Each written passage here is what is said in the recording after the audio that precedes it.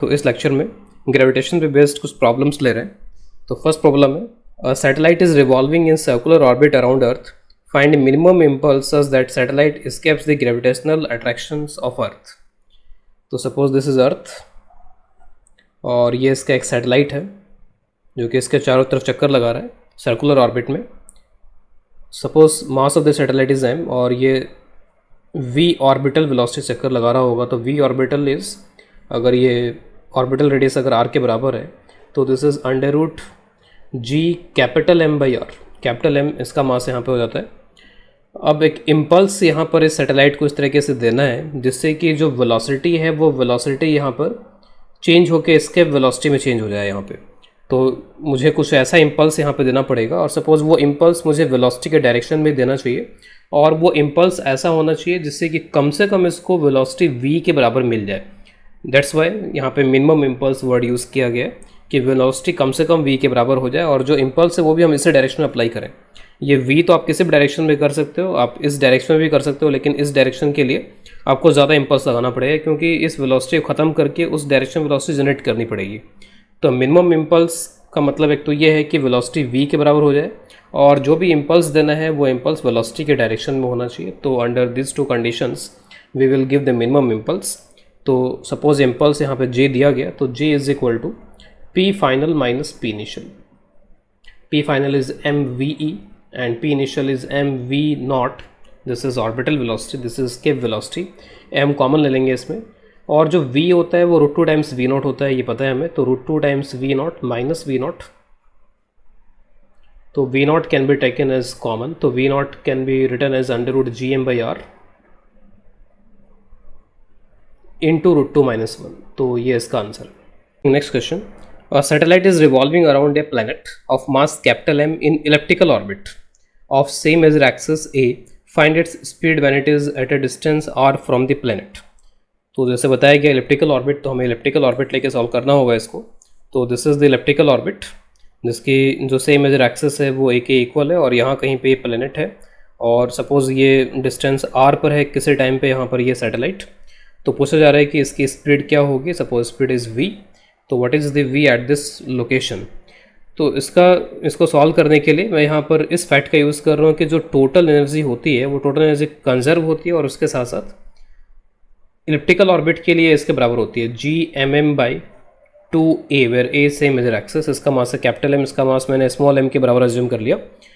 अब किसी इस लोकेशन पर जब है यहाँ पर तो आप इंडिविजुअली दोनों एनर्जी लिख लो। तो एक एनर्जी तो हो जाएगी काइनेटिक हाफ mv² और एक हो जाएगी इसके potential energy gmm minus gmm by r। तो इसका यूज़ करते बड़े आसानी से हम v बता सकते हैं। तो small m will be cancelled here, तो v², 2 को आप यहाँ पे एडजस्ट कर लो तो v² इसको आप उधर लेके चले जाओ तो gm this will be common और यहाँ पे ये 2 बाई r हो जाएगा और ये 2 यहाँ से हटेगा तो -1 बाई दिस इज v² और स्क्वायर रूट लेंगे तो this is the final answer. Next question, तो इस क्वेश्चन में यहाँ पर ये प्लैनेट और प्लैनेट के सरफेस के बहुत नज़दीक टेंजेंशियली एक वेलोसिटी यहाँ पे दी गई। तो velocity is tangential to the surface and very near to the surface. तो what velocity we a projectile be given near the surface of planet and it is tangential also such that its maximum distance from the centre is 2r during the motion. तो जब इसका motion हो रहा होगा तो motion में जो maximum distance है इसका सेंटर से वो 2r हो। तो ऑब्वियस है कि यहाँ पर ये इसके इलिप्टिकल ऑर्बिट में घूमने की यहाँ पर बात हो रही है इसमें। तो इलिप्टिकल ऑर्बिट, क्योंकि सर्कुलर ऑर्बिट में तो डिस्टेंस फिक्स रहता है और ये डिस्टेंस कैपिटल R के बराबर ही है ऑलमोस्ट यहाँ पर ये। और अगर कोई दूसरा ऑर्बिट होगा, अगर पैराबोलिक है तो फिर वो इससे ग्रेविटेशन से बाहर निकल जाएगा, हाइपरबोलिक है तो इससे ग्रेविटेशन से बाहर निकल जाएगा। तो ऑब्वियस है कि बाउंडेड तरीके का मोशन होना चाहिए, इसके चारों तरफ चक्कर लगाना चाहिए और इलिप्टिकल ऑर्बिट में इसको चक्कर लगाना चाहिए। तो जो इलिप्टिकल ऑर्बिट है that should be like this. और यहाँ पे देखा जा सकता है कि जो वेलोसिटी है वो इस r वेक्टर के परपेंडिकुलर है यहाँ पे। तो ये मिनिमम वेलोसिटी, मिनिमम डिस्टेंस को रिप्रेजेंट कर रहा है। तो इसके जस्ट अपोजिट इधर जो पॉइंट होगा ये मैक्सिमम डिस्टेंस वाला पॉइंट हो जाएगा इस एलिप्स के लिए। और ये जो मैक्सिमम डिस्टेंस है from centre this is 2r। और हमें पता होता है कि जो ये प्लैनेट है, प्लैनेट का सेंटर किसी न किसी एक फोकस पे होगा। तो अगर मैं 2 फोकस लिखता हूँ, मान लीजिए कि एक फोकस ये और एक फोकस ये है, तो ये 2 फोकस में से एक फोकस यहाँ पे प्लैनेट के सेंटर पर होना चाहिए।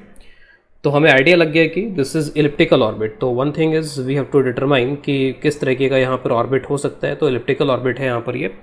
फिर उसके बाद में इनको सॉल्व करने के लिए जैसे हमने लास्ट लेक्चर में देखा है कि we have generally two concepts, एक तो है कंजर्वेशन ऑफ एंगुलर मोमेंटम, दूसरा है कंजर्वेशन ऑफ मैकेनिकल एनर्जी। तो कंजर्वेशन ऑफ एंगुलर मोमेंटम में पहले यहाँ पे यूज़ कर रहा हूँ मैं। सैटेलाइट का मास या प्रोजेक्टाइल का मास m के इक्वल अज्यूम कर लेता हूँ। तो suppose this mass is equal to m, और जब ये यहाँ पहुँचेगा तो इसकी वेलोसिटी को मैं v डैश से रिप्रेजेंट करने जा रहा हूँ। तो मोमेंट एंगुलर मोमेंटम इनिशियली जब ये यहाँ पर है तो m v और डिस्टेंस को आप करीब करीब कैपिटल R के बराबर मान के चलो, और जब ये यहाँ पर है तो ये हो जाएगा m v dash into 2r। तो v dash from here will be v by 2। तो वेलोसिटी हाफ हो गई है यहाँ पर इसकी, या स्पीड हाफ हो गई है। इसके बाद में नेक्स्ट जो मैं कंसेप्ट यूज़ कर रहा हूँ वो है कंजर्वेशन ऑफ एनर्जी। तो कंजर्वेशन ऑफ एनर्जी से यहाँ और यहाँ की एनर्जी बराबर कर देंगे। तो यहाँ की एनर्जी लिखता हूँ तो ये हो जाएगा half m v square minus G M m by r. यहाँ के लिखता हूँ तो मैं हाफ एम, डायरेक्टली मैं इस रिजल्ट का यूज़ कर लेता हूँ। तो वेलोसिटी यहाँ पे v बाई 2 है और ये हो जाएगा minus G M m by 2r। तो इस इक्वेशन में सिर्फ एक ही अननोन है, वो है वेलोसिटी v। तो इसे ही हमें कैलकुलेट करना था यहाँ पे। तो यहाँ से अगर कैलकुलेट करते हैं तो इसका आंसर इसके बराबर आ जाएगा 4/3 रूट 4/3 GM/R। और आंसर आने के बाद में आप ये भी देख सकते हो कि आंसर जो है वो ठीक भी लग रहा है। और क्यों ठीक लग रहा है यहाँ पर ये आंसर, क्योंकि जो ऑर्बिटल वेलोसिटी होती है वो तो होती है अंडर रूट GM/R। अगर ये वेलोसिटी दी जाती है तब तो ये सर्कुलर पाथ में मूव करता है विद रेडियस कैपिटल R, और एस्केप वेलोसिटी जो होती है वो होती है अंडर रूट 2 GM/R। तो यहाँ पर ये जो वेलोसिटी और ये जो वेलोसिटी उसके बीच की वेलोसिटी आपको दिखाई देगी इसमें कि ये जो वेलोसिटी है वो 4/3 GM/R है यहाँ पे। तो 4/3 इज़ बिटवीन, यहाँ पे जो कॉफिशिएंट है वो 1, यहाँ पे कॉफिशिएंट है 2, तो उनके बीच में है। तो it should follow elliptical orbit. तो ये सही दिख रहा है मुझे आंसर। तो नेक्स्ट क्वेश्चन ले रहे हैं इसमें। तो इस डायग्राम में 3 यहाँ पे पाथ दिखाए गए हैं फॉर डिफरेंट प्लैनेट्स। तो सन के प्लैनेट अज्यूम करो। तो सन के ग्रेविटेशन के अट्रैक्शन में ये डिफरेंट प्लैनेट्स हैं। इन सभी में सिमिलैरिटी ये है कि सभी की मेजर एक्सिस कह लीजिए या रेडियस कह लीजिए वो सेम है। सर्कल के लिए अगर मैं बात करूँगा तो इसके लिए ये रेडियस का काम करेगा, और इन सभी के लिए यहाँ पर ये सेम मेजर एक्सिस काम करेगा। इसके लिए भी ए है, इसके लिए भी ए, और इसके लिए जो रेडियस है वो ए के बराबर है। तो हमें इनके लिए कंपेयर करना है कि compare their total energy, their time period, their angular momentum. तो जहाँ तक टोटल एनर्जी की बात होती है, ये सब हमने थ्योरी में भी लेक्चर्स में भी देख रखा है कि जो एनर्जी होती है टोटल वो होती है माइनस GMM/2। अगर इलिप्टिकल ऑर्बिट होता है तो उसमें सही मेजर एक्सिस आता है, और अगर सर्कुलर होता है तो उसमें रेडियस आ जाता है। तो रेडियस कह लीजिए या फिर सही मेजर एक्सिस कह लीजिए, सबके लिए बराबर ही है। तो ये सभी के लिए बराबर है, it is equal for all. E1 is equal to E2 is equal to E3।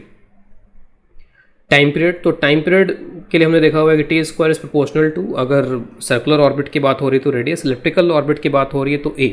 तो T square is proportional to A³, और ये सभी के लिए सेम है। यहाँ पे टाइम पीरियड का जो एक्सप्रेशन आता है वैसे वो इतना आता है 2πa⁴3/2 divide by root GM, और ये जो m होता है वो सन का मास होता है। तो आप देख सकते हो सभी का टाइम पीरियड यहाँ पर इक्वल आने वाला है। तो सभी की एनर्जी बराबर आएगी, यहाँ पे सभी का जो टाइम पीरियड है वो बराबर आएगा। इसमें प्लेनेट का मास कहीं पर भी नहीं आता, उन प्लेनेट्स का मास सॉरी इस टाइम पीरियड में नहीं आता, लेकिन इसमें आता है यहाँ पे। तो आप यहाँ पर मैं एक और इन्फॉर्मेशन ऐड कर रहा हूँ, सेम मास का फैक्टर यहाँ पर मैं हटा रहा हूँ एक तरीके से। सभी अज्यूम कीजिए कि सभी सेम मास के यहाँ पर। तो जो टोटल एनर्जी है वो माइनस GMM/2 है, ठीक है। सभी में सारे फैक्टर सेम आएंगे यहाँ पे। टाइम पीरियड में प्लेनेट का मास आता ही नहीं है, इसमें सिर्फ सन का मास आता है यहाँ पे। इसके बाद में लास्ट पैरामीटर यहाँ पर है एंगुलर मोमेंटम। तो how to check angular momentum. तो एंगुलर मोमेंटम को चेक करने के लिए मैं यहाँ पे यूज़ कर रहा हूँ dA/dt। dA/dt जो होता है areal velocity, this is L/2m। Angular momentum यहाँ से आता है तो L/2m, और dA/dt को आप ये भी लिख सकते हो πAB। ये तो टोटल एरिया हो गया और ये टाइम पीरियड हो गया। अब यहाँ पर जो एंगुलर मोमेंटम होगा वो एंगुलर मोमेंटम को आप यहाँ पे लिख सकते हो कंपैरिजन के लिए 2m πAB डिवाइड बाई,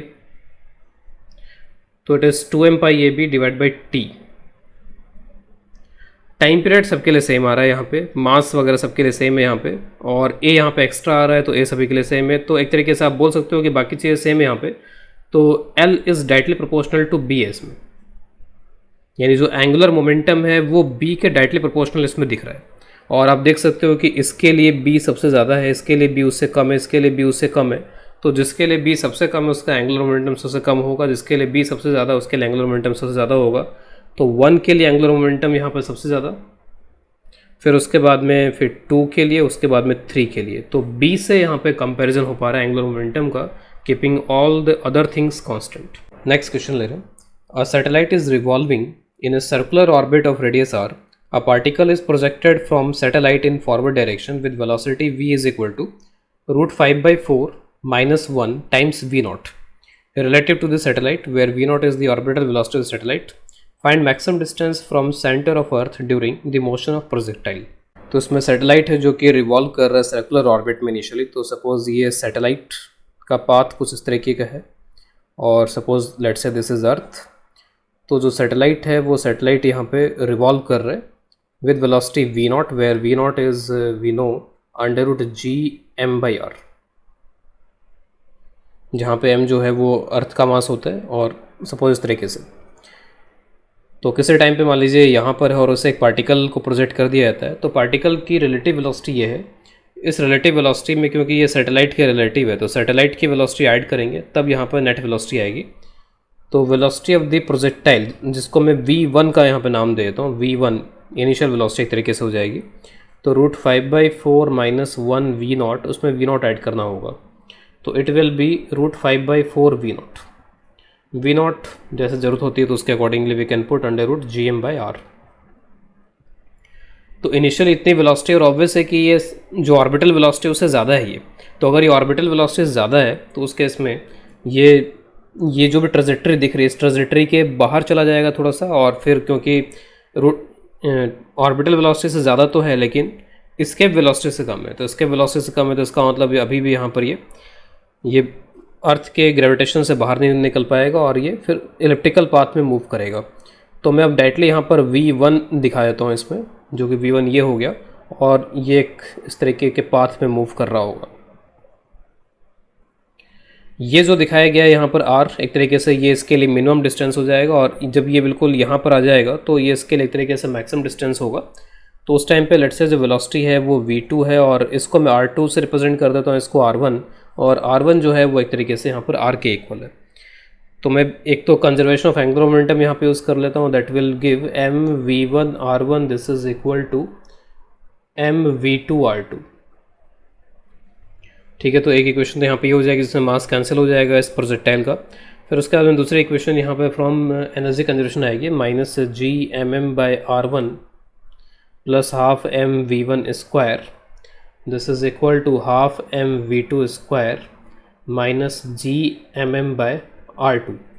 तो मुझे r2 कैलकुलेट करना है, तो r2 कैलकुलेट करने के लिए मैं v2 को यहाँ पे एलिमिनेट कर देता हूँ। तो v2 के जगह पे आप यहाँ पे पुट कर सकते हो, you can put for v2 v1 r1/r2, और जहाँ पर भी v1 है उस v1 के जगह पे आप ये पुट कर सकते हो, this is the velocity v1 initial velocity. तो v1 की जगह पे आप ये पुट कर लो, जहाँ पे v2 दिख रहा है v2 की जगह पे आप ये पुट कर लो, v2 में v1 आ रहा है तो v1 की जगह ये पुट करना होगा। तो वो सारी चीज़ें यहाँ पुट की जा सकती हैं। पुट करने के बाद में r2 में इक्वेशन आ जाएगी फाइनली, यहाँ पे r1 की जगह पे यहाँ पर ये r हो जाएगा, तो r1 will be equal to r। तो कम्प्लीटली इक्वेशन यहाँ पे r2 में कन्वर्ट हो जाएगा और r2 में क्वाड्रेटिक इक्वेशन बन जाएगी। तो मैं डायरेक्टली क्वाड्रेटिक इक्वेशन जो बन जाएगी उसको ही आगे यहाँ पे सॉल्व कर रहा हूँ इसमें। तो जो क्वाड्रेटिक इक्वेशन बनेगी वो इक्वेशन ये होगी इसमें। तो I am directly writing 3r2 square minus 8r2 into r plus 5r square, this is equal to 0। और यहाँ से अगर सॉल्व किया जाए r2 के लिए तो r2 ईजिली सॉल्व कर सकते हैं। r2 एक वैल्यू आएगी 5r/3 और दूसरी वैल्यू यहाँ पे r2 की आएगी r। तो r2 r के बराबर तो हो नहीं सकता यहाँ पे, और r2 की जो वैल्यू आएगी वो एक तरीके से 5r/3 आ जाएगी। तो r2 is equal to 5r/3, इस वैल्यू को हम सेलेक्ट करेंगे और यही एक तरीके से इसकी मैक्सिमम डिस्टेंस होगी ड्यूरिंग द मोशन। तो this is the answer question. Suppose यहाँ पे ये अर्थ और अर्थ के सरफेस के किसी पॉइंट से एक पार्टिकल को प्रोजेक्ट किया गया है और जो वेलोसिटी है वो वर्टिकल से 60 डिग्री एंगल फॉर्म कर रही है। वर्टिकल का मतलब हमेशा जब मैं सेंटर से इस पॉइंट को मिलाऊंगा तो ये जो डायरेक्शन मिलेगी ये वर्टिकल डायरेक्शन होती है। तो सेंटर की तरफ जो डायरेक्शन पॉइंट करते हैं वर्टिकल डायरेक्शन, तो यहाँ पर पर्टिकुलरली इस पॉइंट पे ये वर्टिकल डायरेक्शन है। अगर मैं इस पॉइंट की बात करूँगा तो ये वर्टिकल डायरेक्शन होगी, अगर मैं इस पॉइंट की बात करूँगा तो ये वर्टिकल डायरेक्शन होगी। तो वर्टिकल से 60 डिग्री या कह सकते हैं हॉरिजॉन्टल से 30 डिग्री से प्रोजेक्ट किया गया। जो वेलोसिटी है इनिशियली वो है √3/2 gm/r। ऑब्वियस है कि ये इसके वेलोसिटी से कम है। Find its maximum height during the motion. तो ऑब्वियस है कि इस वेलोसिटी के साथ हमें एक्सपेक्ट करना चाहिए कि इलिप्टिकल पाथ को फॉलो करेगा यहाँ पर ये, तो it will follow elliptical path. कोई ज़रूरी नहीं कि वो इलिप्स कंप्लीट ही हो, लेकिन जितना भी चलेगा, जब तक वो चलेगा वो इलिप्टिकल पाथ पे ही चलेगा। तो कई बार क्या होता है कि हम कुछ इस तरीके से इसको प्रोजेक्ट करते हैं कि जो इलिप्स है वो सरफेस को इंटरसेक्ट कर रहा होता है, इसका मतलब कि वो इलिप्स पूरा नहीं हो रहा है, लेकिन जितना भी चलेगा वो इलिप्टिकल पाथ पे ही चलेगा यहाँ पे। तो it will follow this kind of a path, something like this. और उसमें आप बोल सकते हो कि this is the maximum distance. ठीक, कुछ इस तरीके से यहाँ पर ये मैक्सिमम डिस्टेंस आ रहा है, और उसमें से रेडियस अगर आप हटा दो तो ये जो दिख रहा है ये एक तरीके से मैक्सिमम हाइट हो गई। तो ये जो डिस्टेंस है this is the H max, ये हमें कैलकुलेट करना है इसमें इसका। और इस पर्टिकुलर पॉइंट पे जो रेडियस ऑफ कर्वेचर है पाथ की वो भी हमें यहाँ पर बतानी है। रेडियस इसकी आर है यहाँ पर, जो ये प्लैनेट है उसकी radius is equal to r, और एम इसका प्लैनेट का मास है। तो अगेन इलिप्टिकल ऑर्बिट के लिए जो भी हमारे कंसेप्ट्स होते हैं उनको यूज़ करना होगा। तो सपोज़ ये अभी मैं डिस्टेंस जो है वो सेंटर से ही मान के चलूँगा, यहाँ पर small r is the distance from the centre, और सपोज़ यहाँ पे इसकी जो वेलोसिटी है वो कुछ v1 टाइप की हो जाती है। तो एक तो है हमारे पास में equation conservation of angular momentum की, तो एक तो मोमेंटम यहाँ पर और एक मोमेंटम यहाँ पर लिखना पड़ेगा। तो यहाँ पे मोमेंटम लिखने के लिए ये तो डिस्टेंस हो गया। अब मैं सीधे सीधे mvr sin थीटा यूज़ कर लूँगा, जिससे हम लास्ट क्लास में हमने डिस्कस कर रखा है, क्योंकि वेलोसिटी वगैरह परपेंडिकुलर है नहीं तो बहुत ज़्यादा उसमें जाने की जरूरत नहीं, हमें एंगल पता ही है, यहाँ पे r और v के बीच का एंगल पता है। तो उसका यूज़ करते हुए सिंपली mvr sin 60, तो mvr sin 60, यहाँ पर आप सिंपली mv1 इंटू आर इसको लिख सकते हैं, m वगैरह यहाँ से कैंसिल हो जाएंगे। तो एक रिलेशन हमें यहाँ से मिल जाएगा, दूसरा रिलेशन मिलेगा कंजर्वेशन ऑफ एनर्जी से। तो यहाँ की एनर्जी को बराबर कर देते हैं, तो it will be -gmm by initial ये गैप r के बराबर था, और ½ mv²। इसको लिखने में हमें डायरेक्शन वगैरह देखना नहीं पड़ता है, हमें बस ये पता होना चाहिए कि स्पीड क्या है। फिर उसके बाद में -gmm बाई स्मॉल r जो हमें कैलकुलेट करना है यहाँ पे, और ½ mv1²।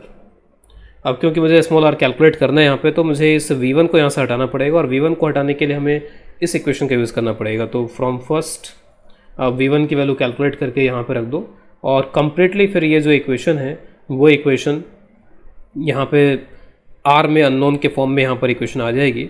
तो एक बार, और ये v जो वैल्यू यहाँ पर दी गई है उस v को भी हम यहाँ पर इसमें रखेंगे, जिससे वो gmm वगैरह जो भी टर्म यहाँ पे आ रहे हैं वो सारे टर्म यहाँ पर कैंसिल होते हुए दिखाई देंगे। तो v की जगह पे जो ये दिया हुआ है वो v यहाँ पर आप इसमें रख लोगे इसके साथ में। तो मैं इसको अब यहाँ पे लिख नहीं रहा हूँ, डायरेक्टली जो क्वाड्रेटिक बनेगी उस क्वाड्रेटिक को एक बार मैं यहाँ पे फाइनली लिख देता हूँ। ये क्वाड्रेटिक बनने वाली है 4r² - 16r into are plus 9r²। तो ये क्वाड्रेटिक यहाँ पर इसमें बनने वाली है। इससे आप स्मॉल r की वैल्यू यहाँ पे कैलकुलेट कर लो। तो जो स्मॉल r की वैल्यू यहाँ पे आ रही है वो आ रही है 2 + √7/2 इंटू आर। और क्योंकि मुझे चाहिए मैक्सिमम हाइट, तो हाइट के लिए आपको रेडियस यहाँ से निकालना पड़ेगा। तो -r करेंगे तो जस्ट 2 की जगह 1 बचेगा यहाँ पे। तो जो h max है that h max will become here √7/2 + 1 बचेगा सिर्फ इंटू आर। तो this is the maximum height. ये तरीका हो कैलकुलेट करने का। इसके बाद में आपको कैलकुलेट करना है यहाँ पर इसमें what is the radius of curvature. तो रेडियस ऑफ कर्वेचर कैसे कैलकुलेट किया जाता है, ROC इज इक्वल टू, तो जिस पॉइंट पे कैलकुलेट करना है वहाँ पे स्पीड क्या है आप वो देख लो, स्पीड का स्क्वायर, और स्पीड क्या है और उसमें फिर आप यहाँ पर डिवाइड कर दो किस चीज़ से। तो डिवाइड आप करोगे इसमें यहाँ पर जो भी इसमें नॉर्मल एक्सेलरेशन है उससे। तो आप ये देख सकते हो कि इस पर्टिकुलर मोमेंट पे जो ही फोर्स लग रहा है वो फोर्स तो सीधे सीधे ऐसे लगेगा यहाँ पर इसमें, तो फोर्स नॉर्मल ही लग रहा है एक तरीके से। तो फोर्स नॉर्मल लग रहा है और उससे जो एक्सेलरेशन होगा वो भी नॉर्मल ही आएगा यहाँ पे। तो ये हो जाएगा gmm by r² divide by mass करेंगे एक्सेलरेशन निकालने के लिए, तो ये फैक्टर हट जाएगा, जो भी पार्टिकल का मास है वो यहाँ से हट गया। तो स्पीड की जगह पे तो v1 आ जाएगा, v1², और ऊपर r² पहुँच जाएगा यहाँ पे डिवाइड बाय g M। और आप ये देख सकते हो कि जो v1 इंटू आर है, आप जैसे यहाँ पे देखो conservation of angular momentum, v1 into r वो इसके बराबर भी है। तो v1 इंटू आर की जगह पे आप डायरेक्टली पुट कर लो इस एक्सप्रेशन से, तो vr √3/2 हो जाएगा ये, और उसके स्क्वायरिंग भी हो जाएगी। तो vr √3/2 इसके स्क्वायरिंग हो गई यहाँ पर। नीचे यहाँ पर ये g इंटू m ये टर्म आ जाएगा इसमें। बाद में नेक्स्ट यहाँ पर ये जो वेलोसिटी या वेलोसिटी का टर्म भी यहाँ पे रख दो इसमें, तो वेलोसिटी का टर्म भी यहाँ पे रख देते हैं इसमें। तो इट विल बी, मैं इसको नीचे कर देता हूँ यहाँ पे, तो v square r square 3/4 divide by G M. V square की जगह पे आप वहाँ से जो वैल्यू आपको दी गई ऑलरेडी वेलोसिटी की वैल्यू वो आप रखोगे इसमें, तो वो वेलोसिटी की वैल्यू रखने के बाद में स्क्वायरिंग करनी क्योंकि, तो 3/2 जी एम बाई आर बचेगा यहाँ पर। ये बाकी जो भी टर्म बचते हैं उनको मैं लिखता जा रहा हूँ, 3/4 R square divide by G M. This G M will be cancelled, 1 R is cancelled and this is 9/8 into R. तो सिंपली आर के टर्म्स में हमारा ये आंसर आ गया 9/8 into R. This is the radius of curvature. Next question, तो this is question number 7. This question is from J 2014.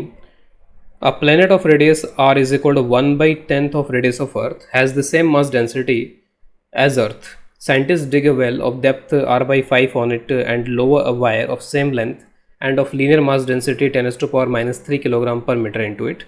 If the wire is not touching anywhere, the force applied at the top of the wire by a person holding it in place is, तो सब datas यहाँ पर आपको दिए गए इसमें। तो ये जो प्लेनेट है, इस प्लेनेट के लिए स्मॉल जी की वैल्यू क्या होगी, एक बार मैं इसको कैलकुलेट कर लेता हूँ। तो किसी प्लेनेट के लिए स्मॉल जी आप निकालोगे तो जी इंटू एम उस प्लेनेट का मास है, डिवाइड बाई आर स्क्वायर यहाँ पर ये रहता है। अगर अर्थ के लिए कैलकुलेट करेंगे तो अर्थ का मास, अर्थ के रेडियस यहाँ पर आ जाएंगे इसमें। और इसमें बताया गया कि यहाँ पर कुछ डेंसिटी के बारे में बात की गई, तो मैं ऐसा करता हूँ कि इसको डेंसिटी में कन्वर्ट कर लेता हूँ। तो डेंसिटी में जब मैं यहाँ पे इसको कन्वर्ट करूँगा तो डेंसिटी में कन्वर्ट करने से मास जो हो जाता है वो density multiplied by 4/3 pi r cube हो जाता है। तो ये और ये कैंसिल हो जाएंगे, तो आप देखोगे कि डेंसिटी के टर्म में आंसर आ जाएगा 4/3 जी रो पाई इंटू आर। तो इसका मतलब अगर मैं अर्थ से अगर कंपेयर करूँ इसको, तो जी वही होगा अर्थ के लिए भी, कैपिटल जी, डेंसिटी वही अर्थ के लिए भी, तो सिर्फ रेडियस का फ़र्क आया यहाँ पे। तो एक तरीके से जो g है, अगर डेंसिटी कांस्टेंट है तो g is directly proportional to the radius. अगर कोई यहाँ से देखेगा तो वो थोड़ा सा यहाँ पे उसको दिक्कत हो सकती है, लेकिन मास का फैक्टर भी यहाँ पे फिर लेना पड़ेगा। तो मास के फैक्टर को मैंने डेंसिटी में कन्वर्ट कर दिया क्योंकि डेंसिटी कांस्टेंट बताई गई इसके अंदर। तो g is directly proportional to the radius हो जाएगा इसमें, और g is directly proportional to the radius अगर है तो रेडियस अगर 1/10 हो जाएगा तो उस केस में सरफेस का जो g है वो भी 1/10 हो जाएगा। तो g ऑफ दैट प्लेनेट इस जी ऑफ अर्थ बाई 10 हो जाएगा क्योंकि रेडियस इसके 1/10 है। तो एक तरीके से 1 मीटर पर सेकेंड स्क्वायर हो जाएगा। तो उस प्लेनेट के लिए इस जी की जो वैल्यू है वो 1 के बराबर है, ये हमने कैलकुलेट कर लिया, 1 मीटर पर second square acceleration due to gravity at the surface of that planet. अब उस प्लेनेट में यहाँ पे ये scientist dig a well of depth this much, तो ये सब कुछ डिग किया गया इसके अंदर। ऑब्वियसली कि बहुत छोटा सा यहाँ पर ये टनल टाइप का या वेल टाइप का होगा, जिसके वजह से ग्रेविटेशनल फील्ड के फॉर्मूले पे कुछ खास असर नहीं पड़ने वाला, आप ये अज्यूम कर सकते हो। तो यहाँ पर कुछ इस तरीके का है ये।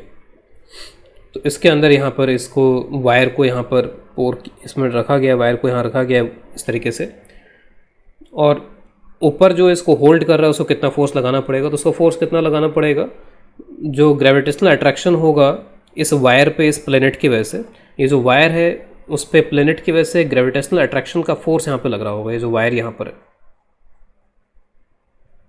This is due to gravity, और उतना ही फोर्स यहाँ पर जो एक्सटर्नल एजेंट है जो होल्ड करके रखा हुआ उसको लगाना पड़ेगा। तो इनडायरेक्ट तरीके से हमें इस वायर पे इस प्लेनेट के ग्रेविटेशन की वजह से कितना फोर्स लगेगा बस वो निकालना है। और अंदर ग्रेविटेशनल फील्ड आपको पता ही है कि अंडर ग्रेविटेशनल फील्ड का फॉर्मूला होता है Gmr/r3। तो ये वेरिएबल होता है, तो हमें इंटीग्रेट करके इस पर फोर्स निकालना पड़ेगा। तो सिंपल इंटीग्रेशन है यहाँ पर इसमें। तो यहाँ पे मैं इसको इस तरीके से ले रहा हूँ कि सपोज़ यहाँ से r पे और उसके बाद में इसकी स्मॉल लेंथ यहाँ पे dr ले ली गई, उस dr लेंथ पे मैं फोर्स कैलकुलेट कर रहा हूँ पहले। तो वहाँ पे ग्रेविटेशनल फील्ड कितना हो जाएगा, Gmr/r3। तो Gmr/r3 this is the gravitational field at that location. Lambda आपको यहाँ पे इसके लिए दिया हुआ लीनियर मास डेंसिटी, इसको मैं लैम्डा से रिप्रेजेंट कर रहा हूँ। तो लैम्डा इंटू dr, तो gravitational field multiplied by mass, और इसको प्रॉपर लिमिट के साथ आप इंटीग्रेट कर लो। तो इसमें यहाँ पर अब इसके लेंथ वगैरह क्या दी गई इसमें, तो length is given as scientist dig a well of depth r/5। तो r/5 है यहाँ पर ये। तो इसका मतलब है कि यहाँ से ये डिस्टेंस है 4r/5, और फिर जो टोटल डिस्टेंस है वो हो जाएगी r। तो आपको जो लिमिट यहाँ पे r की लगानी पड़ेगी 4r/5 से लेकर के r तक, उससे फोर्स आ जाएगा यहाँ पर कितना होगा। तो बहुत इजी से कैलकुलेशन है इसमें, सब लिमिट्स वगैरह यहाँ पे रख सकते हैं, इंटीग्रेट कर सकते हैं इसको, और उसके बाद जो फाइनल एक्सप्रेशन आता है वो इस तरीके का आता है, after putting all the limits and all, Gm λ/r। अब आप इसको थोड़ा इस तरीके से मैनिपुलेट कर सकते हो इसमें कि 9/50 मास वगैरह आपको प्लेनेट का पता नहीं है, लेकिन उसके लिए आपको ये पता है कि जो GM/r² उसकी वैल्यू कितनी है, तो आप इसको GM/r² कर लो और एक आर फिर यहाँ पर एक्स्ट्रा आ जाएगा। तो दिस GM/r² ये पूरा का पूरा यहाँ पर 1 के बराबर है। रेडियस आपको अर्थ की दी गई है और इसकी जो रेडियस है वो अर्थ के रेडियस का 1/10 है, तो इसकी रेडियस भी आ जाएगी। तो मैं सारी वैल्यूज़ यहाँ पुट कर देता हूँ। तो 9/50 दिस इज़ 1 और रेडियस अर्थ की रेडियस का 1/10, तो 10 ये अर्थ की रेडियस उसका 1/10 कर दिया। और उसके बाद में जो लैम्डा है वो लैम्डा आपको यहाँ पर दिया हुआ 10⁻³ तो इससे अगर आप कैलकुलेट करते हो तो you will get the answer of 108 Newton. इसके बाद नेक्स्ट क्वेश्चन ले रहे हैं। A bullet is fired vertically upward with velocity v from the surface of A spherical planet when it reaches its maximum height its acceleration due to planet's gravity is 1/4 of its value at the surface of the planet if the escape velocity from the planet is v escape is equal to v√n। तो v ये तो escape velocity है surface से, और उसके बाद में ये जो v है वो ये वाला v है यहाँ पर, और इन दोनों में ये रिलेशन है। Then the value of n will be, it is from J Advanced 2015।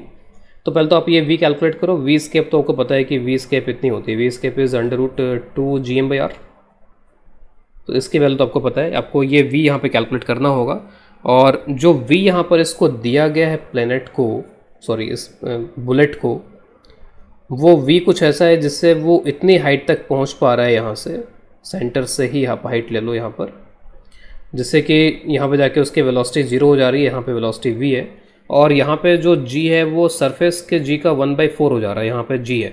तो पहले तो आप ये हाइट वगैरह निकालो कि हाइट यहाँ पर कितनी होगी। तो इसके लिए आपको g का हाइट के साथ में वेरिएशन पता होना चाहिए। तो it is g eight the surface divided by 1 + h/r²। तो दिस इज़ द वेरिएशन, और क्योंकि यहाँ पर बहुत बड़ा वेरिएशन है, 1/4 हो गई है यहाँ पर एक्सेलरेशन ड्यू टू ग्रेविटी, तो आपको जो फार्मूला है जिसमें किसी भी तरीके का अप्रॉक्सीमेशन नहीं है वो फार्मूला यूज़ करना पड़ेगा।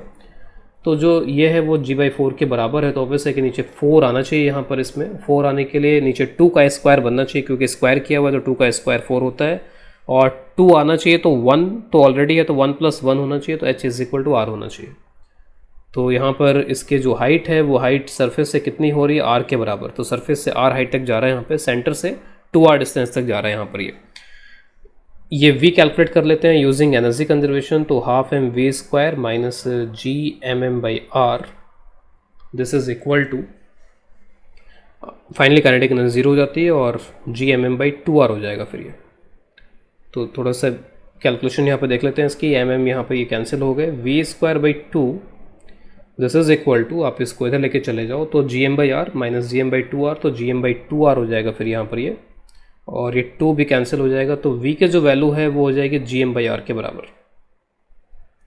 तो आपको v की वैल्यू पता चल गई। v escape आपको पता है, आप इस एक्सप्रेशन में रख दो और उससे n की वैल्यू इजीली कैलकुलेट कर सकते हैं। तो it is √2 GM/r, this is escape velocity, and this v is √gm/r, और क्योंकि ये भी रूट में है तो n इसी में आ जाएगा यहाँ पे। तो ऑब्वियसली अगर मैं दोनों साइड कंपेयर कर लेता हूँ तो 2 की कमी लग रही है यहाँ पे, n 2 होना चाहिए, तो n आंसर इज़ 2।